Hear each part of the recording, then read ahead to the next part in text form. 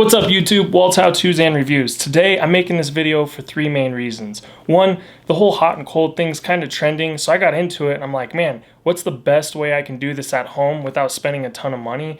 And that's what I'm going to disclose with you today. The other reason, I just want to review this, portable sauna that I bought off Amazon, tell you what I think of it, pros and cons, that sort of thing. And then lastly, just give my experience. What I like to do is sauna for as long as I can, cold shower as long as I can, and I feel invigorating afterwards. It's pretty awesome.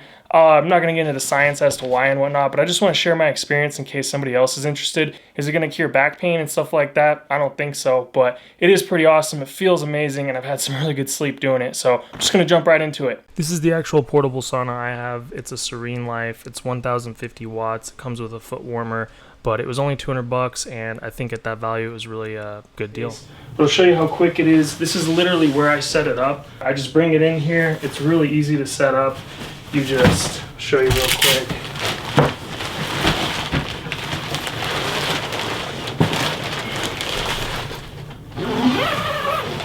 That's the bottom.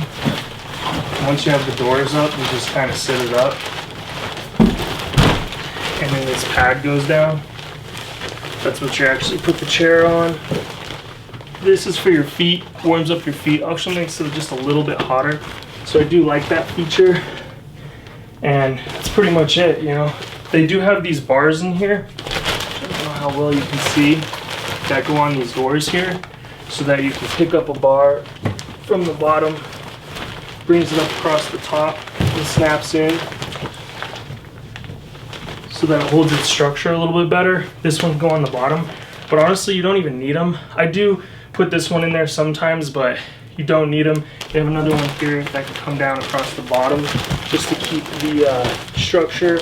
If you're a bigger person, you might want to use them just because it creates that nice big box in there for you. But that's how you set it up. And again, I rarely use these guys because I find it's fine without them.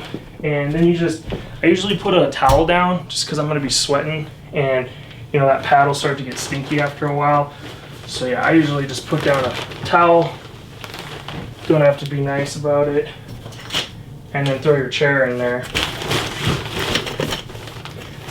and then I plug it in the back, but you throw this guy in the front here, which is your controls. Then you plug it in, and I warm it up. So the way you warm it up is you just zip this guy up. Yeah, I just zip it all the way up, and it has this little flap for the head. And then I set it to the highest setting temperature, press start, let it warm up. As soon as it's warm, I just get in, which is actually super easy. I'm usually just in my boxers. Get in. Let's move this chair back a little bit. Move this out. Inside. And then here's where sometimes I'll use the bar just in the front here, just to make it a little easier. Zip it up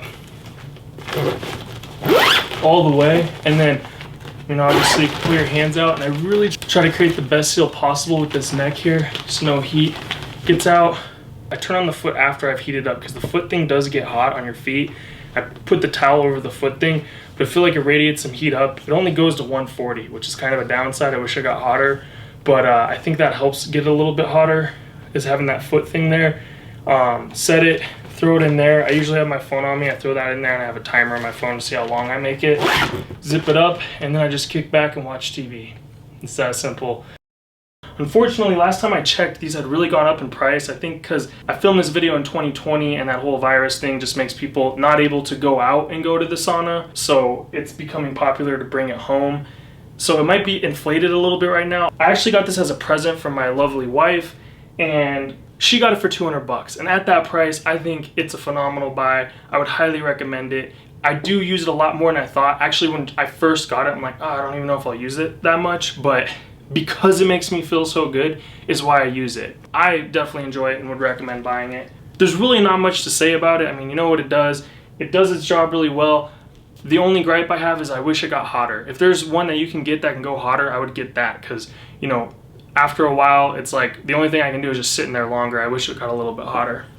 So now I want to talk about my actual experience using this. And if you're looking for a great way to feel good, I would definitely recommend trying this. This is one of my favorite things to do. So I sit in there as long as I can. Now at first it was like 30 minutes and you'll suddenly hit a wall. It feels fine, I could do this forever. And all of a sudden it just clicks and you're like, man, I'm hot. And I usually try to push it a little bit longer than that. You know, started at 30, worked its way up to 45, now I'm like an hour. And then as soon as I just kind of get like done, I always have a phone and I'm timing myself. And I try to push it just a little bit longer than the previous time.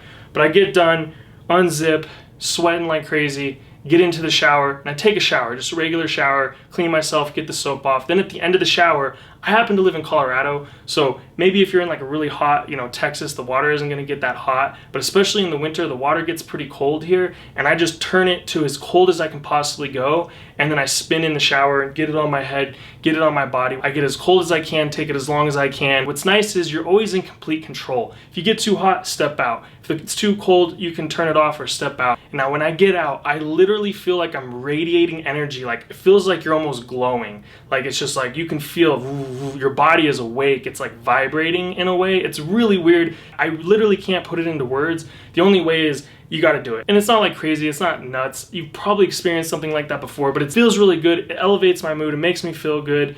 And I like it. Now my absolute favorite part about this, and you can obviously skip this step, but if you take your bed sheets and maybe you wash them, I prefer bamboo sheets, and they're nice and freshly washed, maybe even a little bit of hot out the dryer. You stay in there as long as you can. You stay in the cold shower as long as you can. After you get done, you crawl into bed, and literally it's one of the best feelings I've ever had. I remember I didn't want to fall asleep because I felt so good. So that's just my experience with it, and I sleep great afterwards. All right, so here's my theory behind why I think this is really cool and people should do it. It's no secret exercise is good for you. You use your body so it has health effects, and a lot of people say it makes them feel better about themselves. So what I think, hot and cold therapy or the sauna, it's kind of a way to trick your subconscious to exercise for you so you don't have to consciously do it. Running for a mile, you get a 1/10 of a mile in, you're like, man, I got 9 more of these. That's a lot. And you kind of trick your conscious mind's like, hey, I'm uncomfortable. Let's not do this. So what's cool is your subconscious is regulating your body temperature at 98 degrees. So you're constantly warming yourself up and you're constantly working. Your heart is constantly beating, but you're not actively making that decision. That's your subconscious. So what's nice about the sauna is you get in there and it's hotter than what your body is. So your body has to work to cool you down. You start sweating, your heart starts pumping, things start waking up. Your dormant body and a lot of the systems within it start working. And what's nice is, that's why I watch TV. It's like I sit down, I start watching TV, and my mind just goes there and I'm thinking about that. I'm not even thinking about my body, and my body's working really hard. So it's causing stress and it's not dormant. So I'm, in a way, getting exercise without actually having to do the work consciously. I am doing work, my body's doing the work, my mind's doing the work, but I'm not making that decision. It's just doing it for me, which is kind of like a little trick in that you get these great, effects. You feel good, your body is being used, you're experiencing stress. So that's where I think kind of the hidden gem is with saunas. Obviously, exercise is good, you should do that. But if you're somebody who, might have a disability or is hurt or just struggles with getting going and exercising, all you got to do is sit and watch TV and you get a lot of the benefits of exercise. I'm not saying that's science and true. I'm just saying that's my theory behind it. Now, to take it a step further, I have 2 more analogies. One analogy is people take drugs and it makes them feel good in the beginning, but then later they feel really bad. Kind of like what goes up must come down. In a way, exercise or sauna or cold is the opposite of that. You're going to do something that makes you go down, but what goes down must come up. Like it feels really uncomfortable. It kind of sucks. It hurts. Like you're really hot, you want to get out. You're really cold, you want to get out. Or you're actually like exercising and you have to do the work and it's painful and it's uncomfortable and you're exposing your body to stress. But then later you feel really good about yourself. You kind of get that rebound effect. So if you can focus your mind on that, like I'm doing this now to feel better later, that's a good trick to help get you through. The other analogy I wanted to make is back in the day when our bodies were evolving to our environment to survive, right? Every day was a struggle and it was just like, am I going to survive till tomorrow? That was what you were focused on. You were exposed to massive amounts of stress. You were hot, you were cold, you were hungry. You had to exert a lot of energy to get that next meal. So our mind and body adapted to that environment, so that made you happy.